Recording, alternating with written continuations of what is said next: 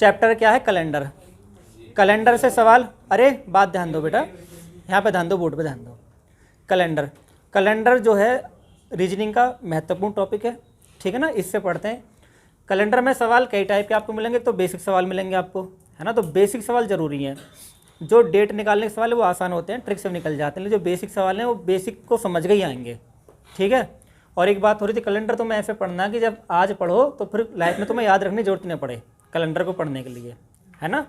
जो कैलेंडर है, अगर हम कैलेंडर की शुरुआत मानते हैं, जो वैज्ञानिक कैलेंडर है वो एक रोम का जो पादरी होते हैं ना, पोप होते हैं, है ना, जो पोप का नाम था वो था ग्रेगरी। क्या नाम था? ग्रेगरी। तो ग्रेगरी ने जो कैलेंडर बनाया वही वैज्ञानिक है, वही चलन में है।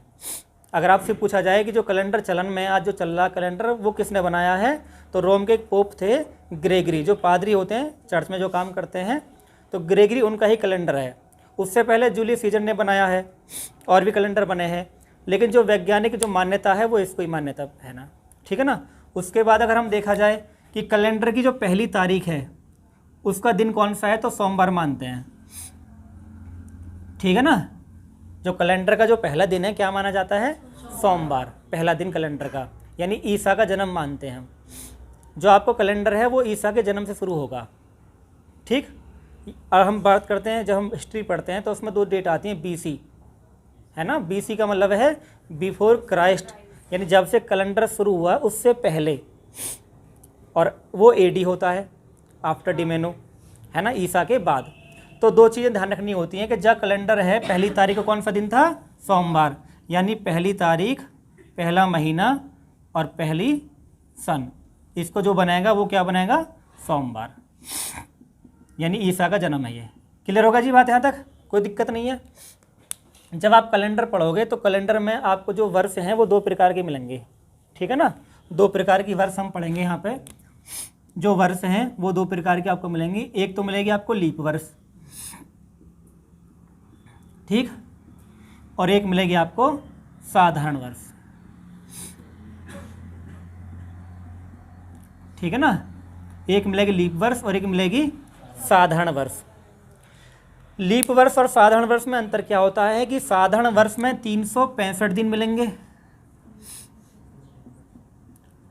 और लीप वर्ष में 366 दिन। इनमें अंतर होता है फरवरी का। यहाँ जो फरवरी है 28 की आएगी और यहाँ जो फरवरी है 29 की आएगी, ठीक है ना।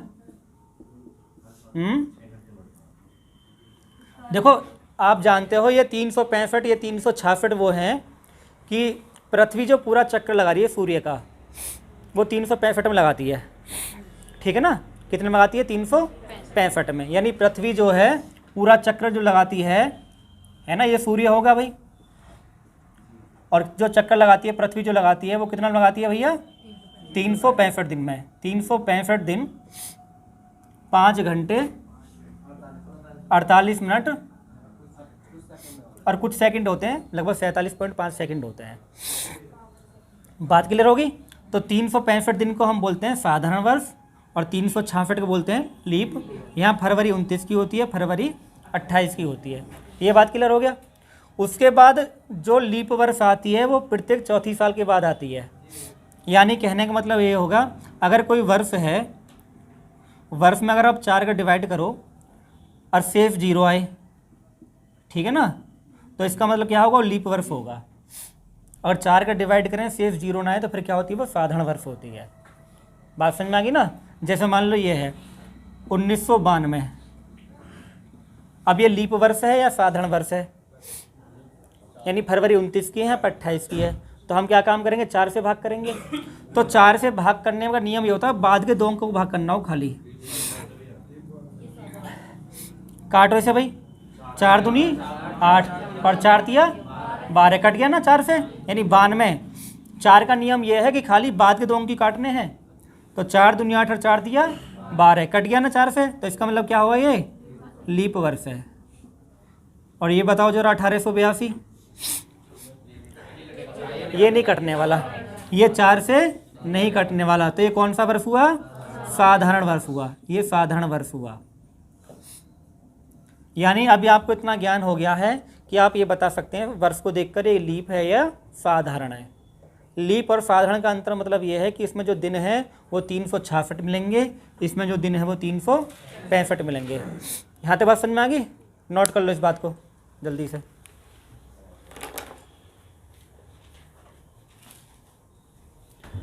अभी आपने क्या जाना कि जो वर्ष हैं वो दो प्रकार के होंगे, है ना, एक साधारण वर्ष और एक लीप वर्ष। तो लीप वर्ष को चेक करते हैं 4 से भाग देकर, अगर 4 से कट गया तो लीप है, नहीं कटा तो साधारण है। अब ये सवाल उठता है कि आखिर 4 से भाग ही क्यों करते हैं, है ना, सवाल क्या उठता है 4 से भाग क्यों करते हैं, ठीक है ना। तो हमें इस बात का ध्यान रखना भी 4 से भाग क्यों करते हैं, ठीक है। तो देखो भाई 4 से भाग करने का रीज़न ये है कि जब इसने चेक करा ग्रेगरी ने, तो जो एक वर्ष होता है, एक वर्ष में 365 दिन और लगभग 6 घंटे करीब होते हैं। कितना होता है? 6 घंटे करीब होते हैं। जब अगला वर्ष आया तो फिर इसने देखा 365 दिन है और ये 6 घंटे हैं। फिर नेक्स्ट वर्ष आया 365 दिन, फिर 6 घंटे मिले। अब जैसे ही चौथा वर्ष आएगा तो उसमें भी 6 घंटे मिलेंगे। तो ये क्या काम करता है, इन जो 18 घंटे हैं इनको ऐड कर देता है इसमें। भाई 6 फालतू है ना, यहाँ पे 365 दिन हो गया, 365 दिन हो गए, 365 दिन हो गए, ये भी 365 दिन है और 6 घंटे हैं। लेकिन ये जो 18 घंटे हैं वो इसको इनमें ऐड कर देता है। जब 18 घंटे ऐड हो गए 6 घंटे पहले से, तो कितना हो गया 365 प्लस 1 दिन हो गया। तो चौथी वर्ष में क्या हुआ, तो चौथी वर्ष में क्या हुआ, ये 366 दिन के बराबर हो गए। इसलिए हर चौथी साल में 366 दिन होते हैं। वजह क्या है, ये जो 6 घंटे लग फालतू इनको ऐड कर लेते हैं। यहाँ तक बात समझ में आ गई।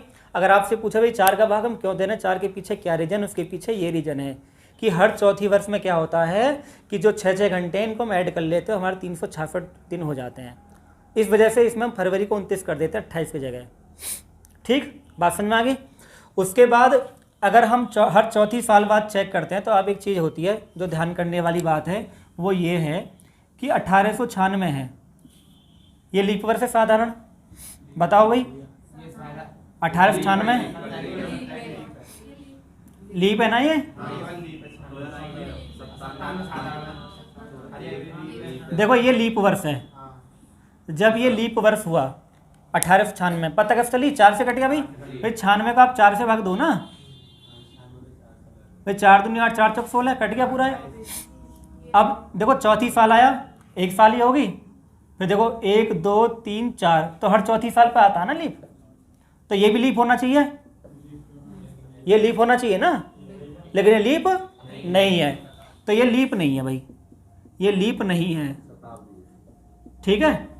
तो अब मुझे आपको बताना है कि जब हर चौथी साल में दिन जोड़े जा रहे हैं, जब हर चौथी साल में दिन जोड़े जा रहे हैं तो फिर इसमें क्यों नहीं जोड़ेंगे।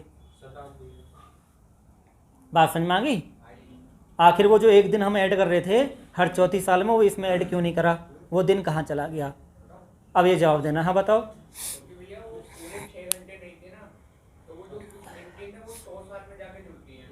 हाँ देखो था क्या चक्र, क्या था कि जब हमने यहाँ पे देखा कि ये 6 घंटे पूरे नहीं है, ये 6 घंटे पूरे नहीं है, ये 6 घंटे पूरे नहीं थे, ये थे 5 घंटा 48 मिनट कुछ सेकंड, है ना। यानी क्या था, 5 घंटा 48 मिनट कुछ सेकंड थे। तो हमने क्या काम करा, कुछ मिनट ऐड कर दी इसमें, है ना।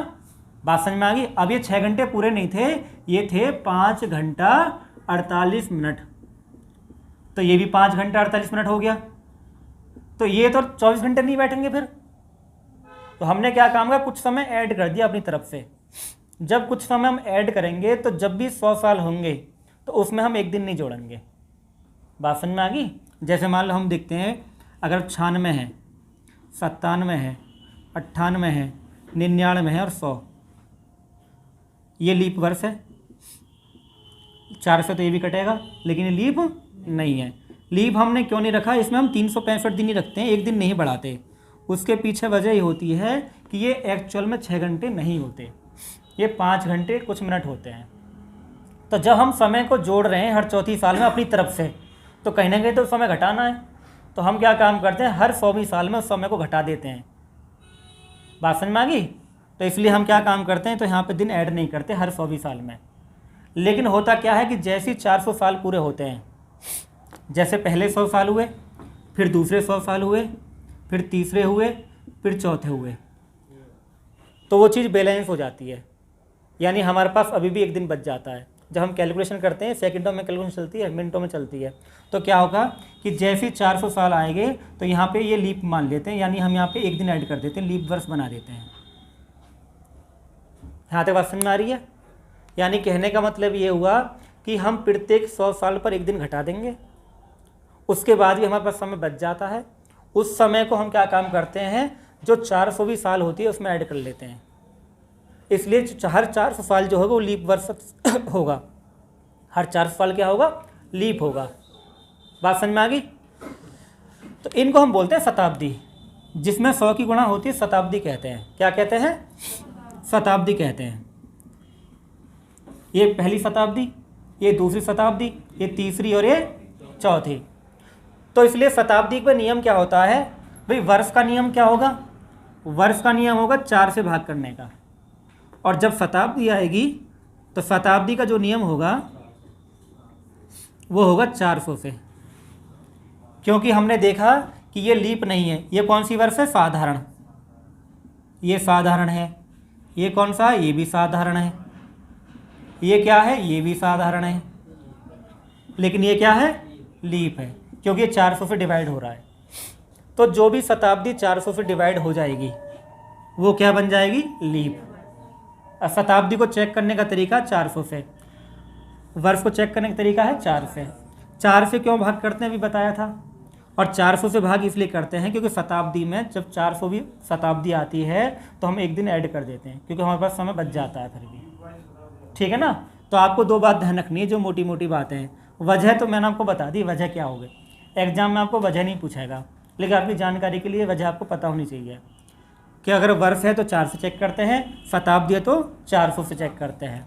अब मेरा एक बहुत छोटा सवाल है यहाँ पे जो मैं आपको रख रहा हूँ बोर्ड पे। देखो भी 1882, ठीक है, 1900, 1880 और यहाँ पे 1100। ऐसा पूछना है कि निम्न में से कौन अलग है, कौन विषम है। विषम बोलना ऑड। आपको बताना है निम्न में से कौन विषम है कौन ऑड है। अगर आपको इतनी जानकारी होगी तो बताना है कौन सबसे अलग है। 4 ऑप्शन है, 4 ऑप्शन में बताना कि कौन सबसे अलग है। ठीक है? अब देखो ये क्या 4 से कट जाएगा? 82 4 से नहीं कटता। बात समझ में आ गई? 82 4 से, क्या ये 400 से कट जाएगा?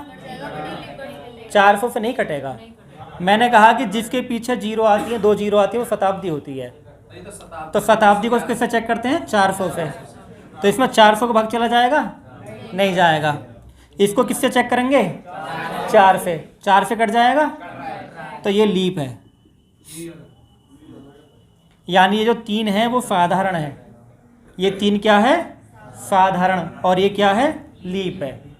पिक्चर क्लियर हो रही है? यानी कहने का मतलब ये हुआ जिसके पीछे 2 0 आ रही है, 100 का मल्टीपल है, शताब्दी उसे 400 से भाग करते हैं और साधारण वर्ष को 4 से भाग करते हैं। तो कई बार ये पूछ लेता है कि निम्न में से कौन सा वर्ष सबसे अलग है, और हम कंफ्यूज हो जाते हैं। 1900 क्या है? शताब्दी है, साधारण शताब्दी है, लीप नहीं है, लीप वर्ष नहीं है, ये साधारण शताब्दी है, 400 से डिवाइड नहीं हो रही। तो नियम क्लियर हो गया भाई कि नियम क्या है कि वर्ष को किससे भाग करेंगे? 4, और शताब्दी किससे करेंगे? 400 से। एक सवाल पूछा जाता है किस महीने में बच्चे सबसे कम रोते हैं? किस महीने में बच्चे सबसे कम रोते हैं? तो आंसर क्या होगा? फरवरी। वजह क्या होगा? दिन कम होते हैं। भाई जब दिन कम होते रोएंगे भी कम, सीधी सी बात है। दिन ही 29 मिल रहे रोने के लिए, या 28 मिल रहे हैं, 31 वाले दिन में रोएंगे। ठीक है ना? बात क्लियर हो गया? सबसे कम जो रोएंगे वो फरवरी में रोएंगे। एक दिन बन गया, हाँ नहीं, फिफ्थ में फिर 6 घंटे बन जाएगा ना, फिर 365 6 365 6, फिर एक साइकिल चलती रहती है। ये जैसी चौथी साल आएगी 366 दिन हो जाएंगे, फिर 365 हो जाएंगे। ये इसका नियम है। ठीक है ना, ये साइकिल चलती रहती है। ठीक भाई, क्लियर हो गया बात? यानी शताब्दी और वर्ष दोनों में डिफरेंस क्लियर हो गया, कौन सा लीप होगा कौन सा लीप नहीं होगा। ठीक है, उतार लीजिए। सवाल आपको समझना है, 90+ ऑप्शन अगर होते तो सवाल कुछ और होता। सवाल को आप समझना है, सवाल अलग है। सवाल में आपसे ये नहीं पूछा कि 29 फरवरी कितनी बार आएगी, 29 तारीख पूछा है। ठीक है ना, देखो 29 फरवरी होना अलग चीज़ है और 29 तारीख होना अलग चीज़ है। बात समझ में आ गई? तो 29 तारीख तो आती है भाई, 11 महीने में तो लगातार आती है, कि फरवरी तो दिक्कत करता है खाली।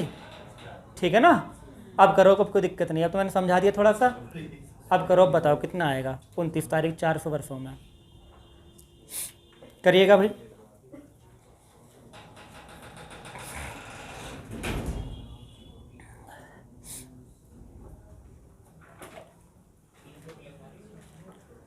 देखो मैं आपको बताता हूँ, 12 महीने होते हैं भाई। 12 महीने में अगर आप फरवरी को छोड़ दें तो 11 महीने में 29 तारीख तो आनी है भाई। हर महीने में 29 तारीख आती है, क्योंकि 30 का या 31 का महीना होता है भैया। तो महीना 30 का है, या दिक्कत कौन करता है? फरवरी। और ये फरवरी तुम्हें पूरे कैलेंडर में दिक्कत करेगा, ध्यान रखना। ये फरवरी जो है पूरे कैलेंडर में यही परेशान करेगा। ये कभी कहीं आ जाता है, बड़ा ध्यान रखना पड़ता है इसका। फरवरी का बड़ा ध्यान रखना पड़ता है कि 28 का है कि 29 का, वहीं एक दिन की गड़बड़ हो जाती है। तो आपको पता है कि भाई एक साल के दौरान 29 तारीख कम से कम 11 बार तो आएगी। फरवरी को हटा दो तुम, एक तारीख कितनी बार आएगी? कम से कम कितनी बार आएगी? क्या हुआ? अच्छा, एक तारीख कुल कितनी बार आएगी भाई? 11 बार। अगर कम से कम एक वर्ष में 11 बार 29 तारीख आनी है तो 400 वर्षों में कितनी बार आएगी? गुणा 11 कर देंगे, 4400 बार आएगी। यहाँ तो कोई दिक्कत नहीं है। अब बात आती है कि वो जो एक हमने छोड़ा हुआ है, फरवरी जो छोड़ा हुआ है, वो कभी 28 का हो कभी 29 का होगा। तो इसका मैं तुम्हें बताता हूँ, यहाँ ध्यान रखो कि जो पहले 100 वर्ष हैं, जो पहले 100 वर्ष हैं, पहले जो 100 वर्ष हैं, इसमें कितने लीप वर्ष होते हैं? 24 होते हैं, क्योंकि हर चौथी साल में लीप आएगा ना। देखो 100वां वर्ष तो नहीं है, लेकिन जब 96 वर्ष हम देखेंगे, 96 को आप भाग करो 4 से, 4 दूनी 8, 4 चौक 16। यानी कहने का मतलब है हर चौथी साल में लीप आना है, तो 100 साल में 24 लीप वर्ष बैठेंगे। क्योंकि 100वां तो नहीं है, लेकिन 96 तक लीप हैं, और 96 तक 24 लीप हो जाएंगे। क्योंकि पहले 4 है, फिर 8 है, फिर 12 है, 16 है, ऐसा अगर आप गिनोगे 4 के मल्टीपल से, तो 96 तक कितने बैठ जाएंगे? 24। बात समझ में आ गई? फिर दूसरे 100 वर्ष में इसमें भी 24, इसमें भी 24, और तीसरे 100 वर्ष में इसमें भी 24। लेकिन जब आप देखेंगे चौथे 100 वर्ष होंगे तो एक बढ़ जाएगा, 25 हो जाएंगे, 25 हो जाएंगे। क्योंकि 400 साल है ना, तो 400वां होता है, लीप होता है 400वां वर्ष, क्योंकि 400 से कटता है। 100 नहीं कटता, 200 नहीं कटता, 300 नहीं कटता, 400 तो कटता है ना, इसलिए उसमें 25 बैठेंगे। तो कुल मिला के ये हुआ कि पहले 400 में, पहले 400 वर्षों में, ध्यान रखना, पहले 400 वर्षों में कितने लीप वर्ष हैं भाई? जोड़ो ना, 97 लीप वर्ष हैं। पहले 400 वर्षों में कितने लीप वर्ष हैं? 97 लीप वर्ष हैं। यहाँ तक बात समझ में आ गई? जब पहले 400 वर्षों में 97 लीप वर्ष हैं, तो 97 को ऐड कर देंगे 4400 में। ठीक है ना, तो 4400 में आप 97 को ऐड कर दो, तो कितना आ गया आंसर? ये ऐड क्यों करा, पता चल गया ना? ध्यान रखो, मैं बताता हूँ, दोबारा समझो। चलो दोबारा समझते हैं भैया, देखते हैं एक बार। हमने ये जाना कि एक वर्ष में कम से कम 11 बार तो 29 तारीख आनी है ना? तो 400 वर्षों में 4400 बार तो आनी है। हमने फरवरी छोड़ा हुआ है। अब हमें देखना है कि फरवरी जो है वो 29 कितनी बार पड़ेगी 400 वर्षों में, ये हमें देखना है। फरवरी जो है 29 फरवरी का मतलब लीप होगा सीधा सा। तो हमें ये बात पता चल गई, पहले 100 वर्ष में जो लीप हैं वो 24 हैं, दूसरे 100 वर्ष में भी 24 हैं। ये 24 क्यों है 25 क्यों नहीं है पता है ना, कि जो 100वां वर्ष है वो 400 से नहीं कटता, साधारण शताब्दी होता है, लेकिन जो 400वां साल आएगा वो 400 से कट जाएगा, इसलिए यहाँ पे 25 हो जाएगा। जब आप इनको ऐड करेंगे तो कितना बैठेगा 97। 97 लीप वर्ष का मतलब है कि 97 वर्ष ऐसे हैं जिनमें फरवरी 29 की पड़ेगी, उनको हम किस में ऐड कर देंगे 4400 में। ठीक है, बात क्लियर हो गया। अगर हम माइनस कर दें इसमें से तो फरवरी 28 की आ जाएगी भाई, 400 में से अगर आप 97 घटा दो तो आपके वर्ष आ जाएंगे 303। 303 वर्ष ऐसे होंगे जहाँ पे फरवरी 28 की पड़ेगी। क्लियर हो गया ना। तो उसके बाद जब हमने ऐड कर दिया तो 4497 वर्ष ऐसे हैं जहाँ 29 तारीख आएगी। अगर सवाल आपको ये भी पूछा जा सकता था कि पहले 400 वर्षों में 29 फरवरी कितनी बार आएगा, तो 97 बार आएगा, यानी पहले 400 वर्षों में 29 फरवरी का मतलब लीप वर्ष कितनी बार आएगा, तो 97 हो गया। तो 29 फरवरी का सवाल अलग होता है, 29 तारीख का सवाल अलग होता है, दोनों में अंतर होता है। क्लियर जी। आज के लिए कैलेंडर में इतना ही बहुत है ना, ठीक है ना। हाँ, आंसर ये रहा, 2 सवाल अलग अलग हो गए हैं।